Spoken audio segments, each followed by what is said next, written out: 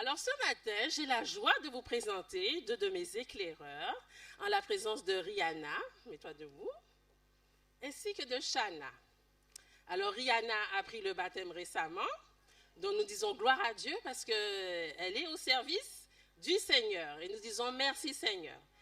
Et Shana, qui est au club depuis 3 ans maintenant et qui est toujours aussi dévouée, toujours prête à dire oui quand on leur demande quelque chose. Donc ce matin, je vous invite à les encourager, à prier dans vos cœurs, parce que ce n'est pas facile pour elles, ce n'est pas évident, mais on sait que Dieu va leur donner la force. Bonjour les bien-aimés du Seigneur. En ces temps difficiles de la fin, nous devons passer au travers d'événements de troubles mondiaux. Le chrétien doit être prêt à rencontrer son Dieu dans une paix de l'âme et une consécration sans pareil. La victoire sur le péché doit être une de ses priorités. Ce sera donc le sujet de notre méditation d'aujourd'hui. Inclinons la tête pour une courte prière. Seigneur, alors que nous allons ouvrir ta parole, ouvre notre intelligence afin que nous puissions la comprendre. Amen. Alors, avez-vous commis un péché aujourd'hui?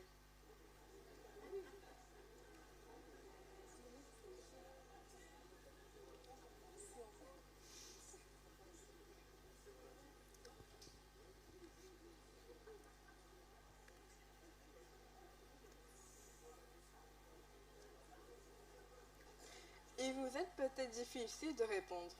Alors, je demanderai plutôt que celui qui n'a pas péché aujourd'hui lève la main. Ah oui, hein? C'est bon signe si vous étiez à répondre à cette question. Car il faudrait d'abord que je définisse ce que péché veut dire pour moi. Parce que nous avons tous une image différente du péché. Aujourd'hui, nous allons essayer de ne plus avoir de problème avec cette question et que l'on puisse y répondre de façon rassurante. Un jour, un malade va voir son médecin et lui demande « Qu'est-ce que j'ai, docteur? Je ne me sens pas bien. » Le docteur lui répondit « Je ne sais pas. Laissez-moi vous ausculter. » Vous savez que pour trouver un remède à une maladie, il est essentiel de connaître quelle est cette maladie. Après plusieurs examens d'analyse, le docteur parvient à donner son diagnostic. Il dit au malade, vous avez la maladie du péché. Le malade lui demande alors, c'est quoi ça la maladie du péché? Vous savez que pour bien se soigner, il est primordial de comprendre comment sa maladie fonctionne. Parfois même, certains malades font des recherches extensives sur Internet et finissent par mieux connaître leur maladie que leur médecin de famille. Dans notre histoire, le médecin finit par expliquer à son patient ce qu'il en est et avoue que la maladie du péché est une maladie très grave et que si elle n'est pas soignée convenablement, elle sera mortelle. Il dit au malade, je vous recommande le meilleur hôpital, l'Église adventiste du 7e jour.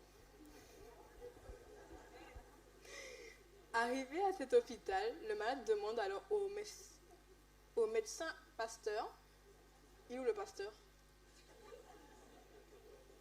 Ah, il est parti. Que dois-je faire pour être guéri de la maladie du péché? On lui fit alors cette prescription. Respecter le sabbat, donner sa dîme, avoir une nourriture végétalienne, ne pas consommer de tabac ni d'alcool. Après 10 ans de ce traitement, le malade s'aperçoit que sa maladie est encore très active. Il faut comprendre que dans cette histoire, que le remède n'était pas bon. Comme pour le sida ou le cancer, le péché est une maladie mortelle qui doit être soignée convenablement. Appliquer le remède d'un sidatique à un cancéreux n'apportera pas la guérison. Quand on connaît mal la maladie, alors on reçoit inévitablement une mauvaise prescription. Le médecin doit être en parfaite connaissance du fonctionnement de la maladie du péché afin d'appliquer le bon remède avec efficacité. Essayons maintenant de bien comprendre cette dangereuse maladie qu'est le péché. J'invite à la chrétienne Sylvie de lire Romains 7, versets 8 à 9.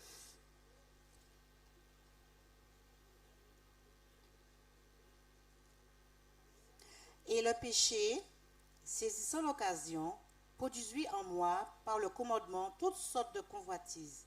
Car sans loi, le péché est mort. Pour moi, étant autrefois sans loi, je vivais, mais quand le commandement vint, le péché reprit vie, et moi, je mourus. Jusqu'à 9, hein? Oui, c'est bien pardon. ça.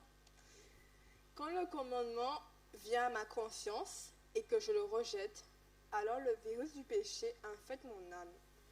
Le péché prend naissance lorsque je sais ce que je fais est mal. J'ai conscience de ce qui est bien, mais je choisis de faire ce qui me plaît. Le péché provient d'un choix conscient de rejeter la volonté de Dieu. C'est de ce type de péché qui nous tue et que nous devons trouver un remède. Oui, aujourd'hui nous allons trouver un antidote à cela. Mais comment attrape-t-on la maladie du péché? J'invite à Chanel Sylvie, Romains 8, versets 3 à 4.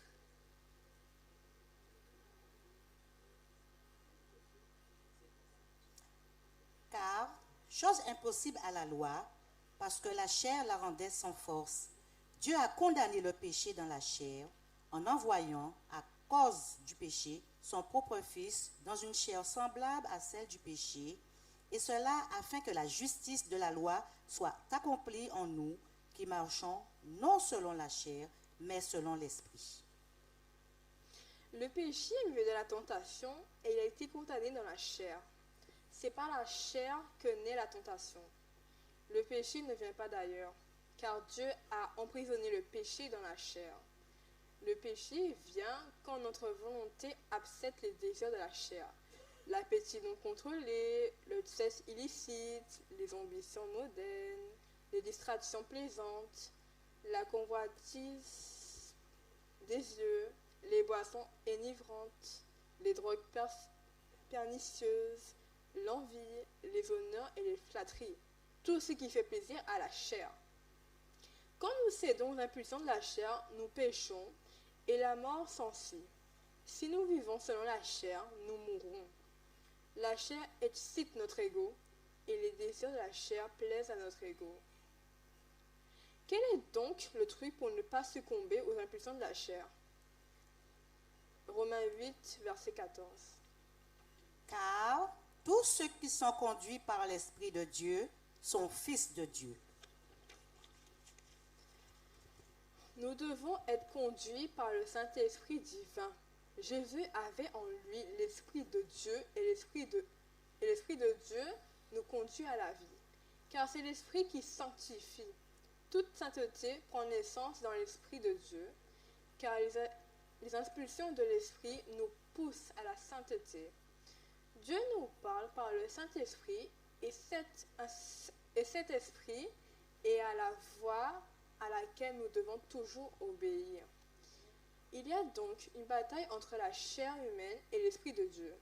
Cette bataille se fait entre la chair et l'Esprit, c'est-à-dire au niveau de la pensée. C'est comme dans l'image d'un petit démon à gauche de notre tête et d'un petit ange à droite, alors que notre tête doit choisir entre les deux. Romains 8, verset 13. Si vous vivez selon la chair, vous mourrez. Mais si par l'Esprit vous faites mourir les actions du corps, vous vivrez. Les impulsions de la chair nous conduisent à la mort. Les impulsions de l'esprit nous conduisent à la vie. Satan désire contrôler notre esprit en passant par notre chair. Jésus désire contrôler notre chair en passant par notre esprit. La bataille entre Jésus et Satan a lieu dans le domaine de la pensée, juste à la frontière entre la chair et l'esprit. Toute cette bataille se fait dans mon cerveau qui se trouve dans ma tête. Si dans ma tête je fais le choix de marcher selon les impulsions du Saint-Esprit, alors Dieu me donne sa puissance pour combattre et vaincre ma chair. En fait, nous n'avons aucun pouvoir contre le péché. Nous sommes enchaînés à lui. Seul le Saint-Esprit a ce péché, Seul le Saint-Esprit a ce pouvoir. Nous devons asservir les besoins de notre chair et les mettre, en tout temps, sous le contrôle de l'Esprit. Vous rappelez-vous comment a débuté le péché sur la terre? Genèse 3, verset 6.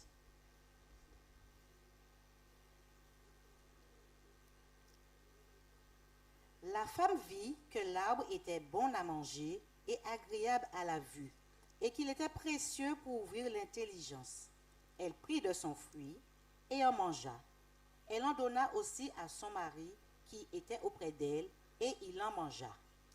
Le premier péché de l'humanité a germé par un désir de la chair. Ce désir a embrouillé l'esprit de nos premiers parents. Satan excite notre chair par des tentations pour salir l'esprit. Jésus excite notre esprit par des révélations pour purifier la chair. Entre la chair et l'esprit, Jésus fait la guerre à Satan. Choisissons les impulsions de l'esprit et un miracle s'opère en nous. Alors la puissance de Dieu nous arrache à l'emprise du désir de la chair. Maintenant, nous savons comment cela fonctionne. Nous savons que le péché est condamné dans la chair. Satan ne peut agir sur notre esprit qu'en passant par ce canal. Gloire à Dieu! C'est merveilleux de savoir cela. Si nous savons qu'un ennemi vient attaquer notre pays à l'aide de sous-marins nucléaires, alors nous allons nous défendre en conséquence. Oui, nous savons maintenant que la porte d'entrée du péché, c'est la chair. Alors nous devons mettre tous nos efforts afin de mieux contrôler cette porte d'entrée. Je peux vous dire que la pratique du jeûne vous aidera dans ce sens. Aussi, rappelons-nous que le péché se fait au niveau de la pensée. Matthieu 5, verset 28.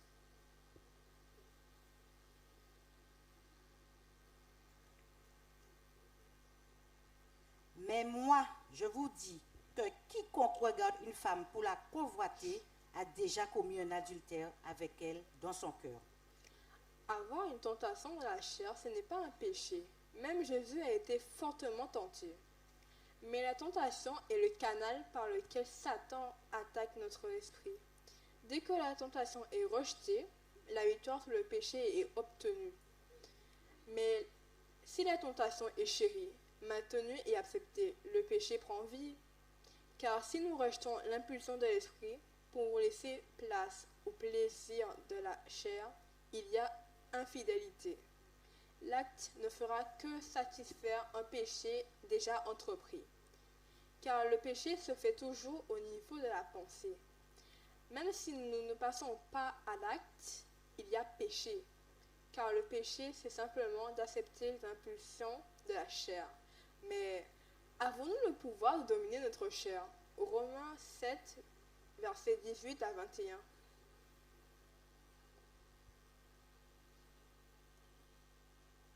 Ce qui est bon, je le sais, n'habite pas en moi, c'est-à-dire dans ma chair. J'ai la volonté, mais non le pouvoir de faire le bien. Car je ne fais pas le bien que je veux, et je fais le mal que je ne veux pas. Et si je fais ce que je ne veux pas, ce n'est plus moi qui le fais, c'est le péché qui habite en moi. Je trouve donc en moi cette loi. Quand je veux faire le bien, le mal est attaché à moi. Nous avons la volonté, mais non le pouvoir de faire le bien. Le seul pouvoir que nous avons est au niveau de la volonté. Mais la réalisation de faire le bien, cela est sous le pouvoir de Dieu. Notre volonté n'a que le pouvoir de choisir entre la chair et l'esprit. Quand ce choix est fait, Dieu fait le reste. Moi, je choisis Dieu et Dieu agit à travers moi. Avant d'agir donc, Dieu doit attendre mon choix. Il est bon de savoir cela. Par un choix conscient et bien exprimé, toute personne reçoit de Dieu la puissance pour triompher du péché. Waouh, c'est merveilleux. À chaque impulsion de la chair envoyée par Satan, Jésus nous envoie une impulsion de son esprit, afin que nous ayons toujours un choix à faire au niveau de notre pensée. Nous ne sommes jamais en manque d'une impulsion de l'esprit, et aucune tentation ne sera plus forte que notre volonté ne le permet, car Dieu ne permet pas que nous soyons tentés au-delà de nos forces. 1 Corinthiens 10, verset 13.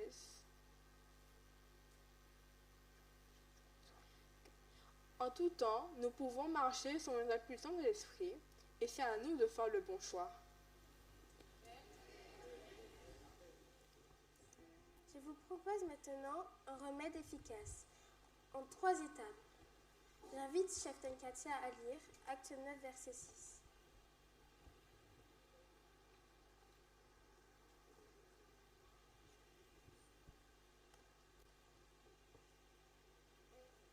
Tremblant et saisi d'effroi, il dit, « Seigneur, que veux-tu que je fasse ?»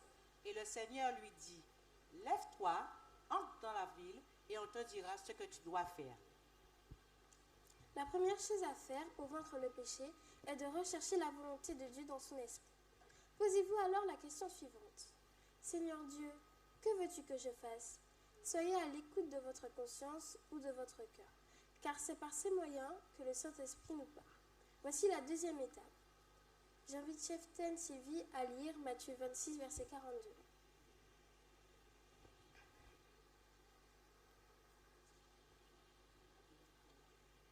Alors, il s'éloigna une seconde fois et pria ainsi, « Mon Père, s'il n'est pas possible que cette coupe s'éloigne sans que je la boive, que ta volonté soit faite. » La deuxième chose à faire pour vaincre le péché est de choisir de faire la volonté de Dieu.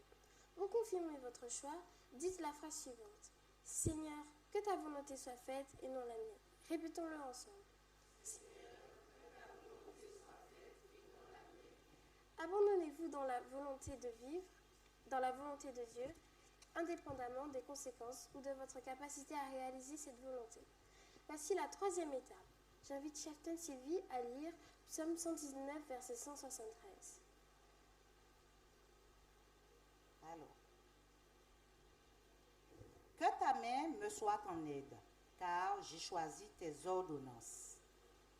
La troisième chose à faire pour vaincre le péché, c'est d'agir dans la volonté de Dieu.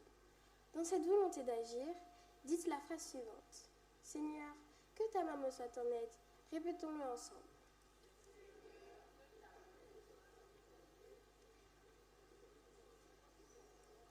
Laissez-vous attirer par le Saint-Esprit à faire ce que Dieu vous demande. C'est Dieu qui nous donne le pouvoir de vaincre le péché. Mais la volonté de l'obtenir vient toujours de nous. Dieu fait tout. Nous n'avons qu'à le rechercher, le choisir et avancer avec lui. Vous vous rappelez des 3 étapes?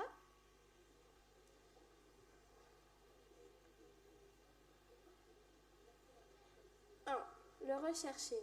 Dites, Seigneur, que veux-tu que je fasse? 2.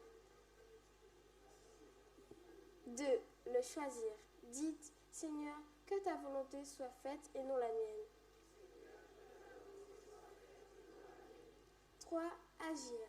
Dites, Seigneur, que ta main me soit en aide. Jésus connaissait-il cet antidote en 3 étapes de la maladie du péché? J'invite Cheftain Sylvie à lire Romains 8, verset 3.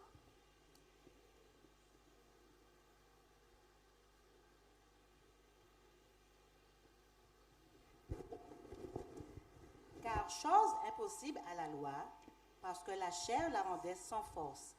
Dieu a condamné le péché dans la chair en envoyant, à cause du péché, son propre Fils dans une chair semblable à celle du péché. Ce verset met un lien entre notre chair délabrée qui nous incite à pécher et Jésus-Christ. Ce verset mentionne que Dieu a mis Jésus dans une chair condamnée par le péché. Pour nous, comme pour nous, Jésus a vécu avec le problème d'un corps détraqué par le péché.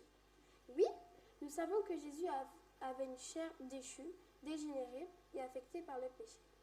La même chair défectueuse que nous avons tous, faible, Jésus avait un corps qui lui donnait toutes les impulsions vers le péché.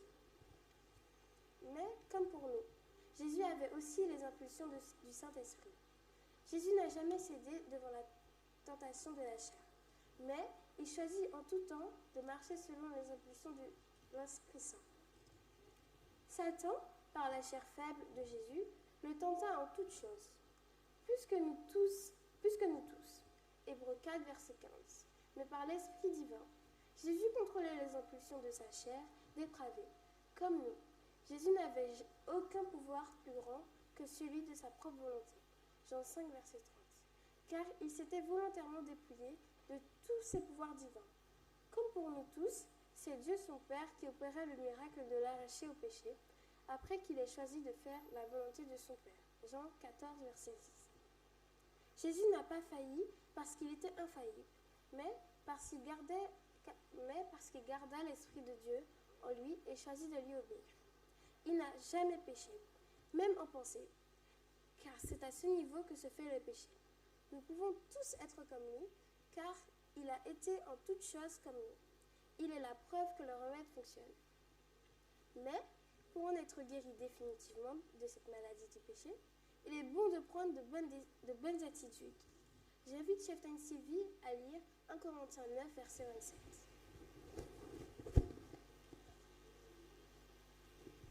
Mais je traite durement mon corps et je le tiens assujetti de peur d'être moi-même désapprouvé après avoir prêché aux autres. L'esprit doit naturellement dominer sur le corps. C'est une question d'habitude. Le combat entre la chair et l'esprit est sans relâche. Toute notre vie, nous aurons ce combat. Le bébé doit apprendre à dire non au plaisir de faire son caca dans la couche. L'enfant doit apprendre à dire non au plaisir des sucreries. L'adolescent doit apprendre à dire non au plaisir des drogues pernicieuses. L'adulte doit apprendre à dire non au plaisir charnel. Le vieillard doit apprendre à dire non à l'exaltation de son ego. C'est un combat très épuisant. Mais pour nous aider, Dieu a placé une loi merveilleuse. Plus on choisit les impulsions de l'esprit, alors plus les impulsions de la chair faiblissent. C'est fantastique, mais attention. Plus on choisit les impulsions de la chair, alors plus les impulsions de l'esprit faiblissent. Alors nous devons prendre de bonnes habitudes dès maintenant, et cela sera de plus en plus facile jusqu'au jour où nous aurons plus besoin des 3 étapes de notre remède. Aussi, pour rester en santé, nous avons besoin de faire de l'exercice et de nous entraîner. J'invite Cheftain Sylvie à lire Matthieu 4, versets 1 à 4.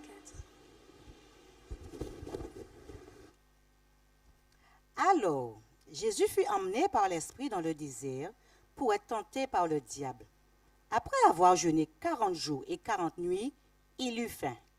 Le tentateur, s'étant approché, lui dit, « Si tu es fils de Dieu, ordonne que ces pierres deviennent des pains. » Jésus répondit, « Il est écrit, l'homme ne vivra pas de pain seulement, mais de toute parole qui sort de la bouche de Dieu. » Le Saint-Esprit a demandé à Jésus de s'exercer dans le désert, car cet exercice était bon pour lui. Et il a réussi. Chaque impulsion de la chair est un bon moment d'exercice dans la pratique de la prise de vos 3 étapes. Rechercher, choisir et agir. Même si les requêtes de votre chair sont saines et justifiables, il est bien de toujours pratiquer l'exercice du bon remède. Jésus, par une vie constante de renoncement, avait l'habitude de réduire à rien les impulsions de sa chair par la volonté de l'esprit. Au désert, Jésus a-t-il accepté les désirs légitimes de sa chair? Non, parce qu'il avait l'habitude de marcher selon l'esprit. Jésus devait passer au travers de cette difficile épreuve de la faim, car l'appétit est la plus grande faiblesse de la nature humaine et il devait la vaincre. Le Saint-Esprit vous pousse-t-il à faire cet exercice? Vous a-t-il fait passer par une épreuve semblable? Avez-vous réussi cette épreuve? Votre victoire sur l'épreuve de l'appétit prouvera que vous pouvez surmonter toutes les autres. Oui, comme pour Jésus, cette victoire est essentielle pour chacun de nous, afin de poursuivre notre route vers la vie éternelle. L'Esprit nous attire dans l'humilité. J'invite Cheftain Sylvie à lire Philippiens 2, versets 6 à 8.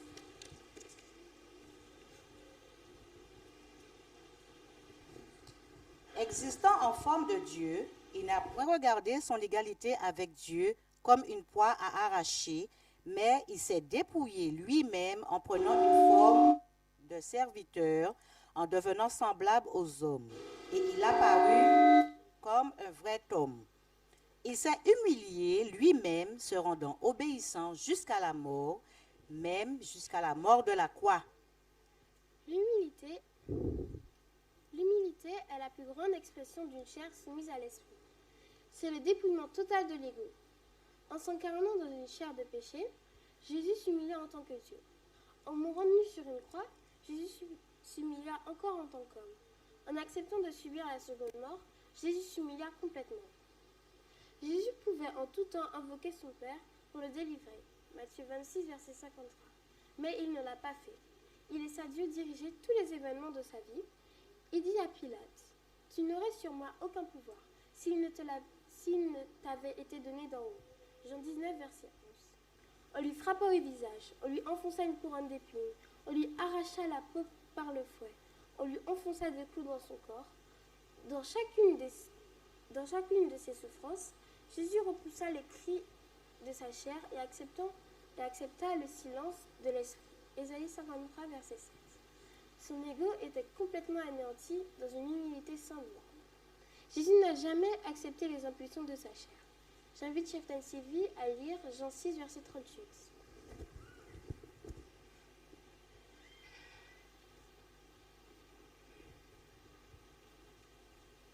Car je suis descendu du ciel pour faire non ma volonté, mais la volonté de celui qui m'a envoyé. L'ego de Jésus ne s'est jamais manifesté. La volonté de Jésus était-elle différente de celle de son Père? Eh bien oui, car au jardin de Gethsémani, Jésus pria ainsi. « Mon Père, s'il est possible que cette coupe s'éloigne de moi. » Matthieu 26, verset 39. Comme pour nous, l'ego de Jésus souffrait de la dégénérance de sa nature humaine, pécheresse. Il devait toujours maîtriser son ego en acceptant l'esprit de son Père. Jésus a renié son ego, même quand sa requête était juste. Nous devons renier notre ego, même si nous croyons dur comme fer d'être dans la vérité. Notre propre jugement de ce qui est juste ne doit jamais prendre le dessus. L'Esprit Saint doit nous diriger totalement. Toute manifestation de nous-mêmes est en elle-même un rejet de Dieu. Jésus attendait-il toujours la voix de son Père? J'invite Cheftaine Sylvie à lire Matthieu 27, versets 42 à 46.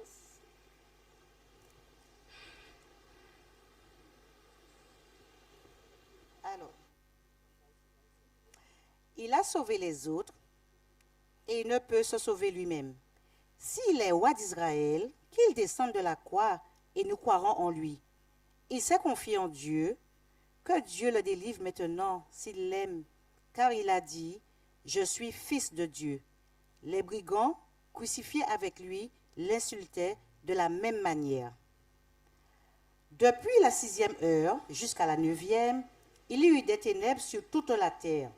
Et vers la 9e heure, Jésus s'écria d'une voix forte, « Élie, Élie, lama sabachthani » c'est-à-dire, « Mon Dieu, pourquoi m'as-tu abandonné » Sur la croix, Jésus vécut le noir total du désespoir. Il n'y avait plus en lui d'impulsion du Saint-Esprit. À ce moment, Dieu l'abandonna et Jésus fut réellement désemparé. Jésus se sentit rejeté de son Père, car la culpabilité de sa nature humaine, pécheresse, pesait sur lui. Le Père plaça sur lui notre propre condamnation et cela brisa son cœur. Donc Chana n'est pas bien ce matin, mais elle a tenu quand même à faire son message. Donc je vais terminer pour elle, d'accord? Sur la croix, Jésus vécut le noir total, le désespoir. Il n'y avait plus en lui d'impulsion du Saint-Esprit. À ce moment, Dieu l'abandonna et Jésus fut réellement désemparé. Jésus se sentit rejeté de son Père, car la culpabilité de sa nature humaine pécheresse pesait sur lui. Le Père plaça sur lui notre propre condamnation et cela brisa son cœur.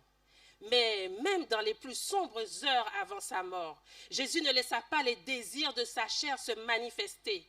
Il aurait pu descendre de la croix, mais il demeura fidèle à la volonté de son Père jusqu'à la mort. Nous aussi, en ces temps d'épreuve aujourd'hui, dans les heures les plus sombres de nos vies, ne laissons pas les désirs de la chair se manifester. Notre ego doit mourir, quelle que soit la difficulté de l'événement qui vous arrive. Si Jésus s'était affirmé lui-même, Même avec toute sa justice, cela nous aurait tous perdus. Il nous aima plus que sa propre vie. Il est notre exemple. Lisons Philippiens 2, verset 5.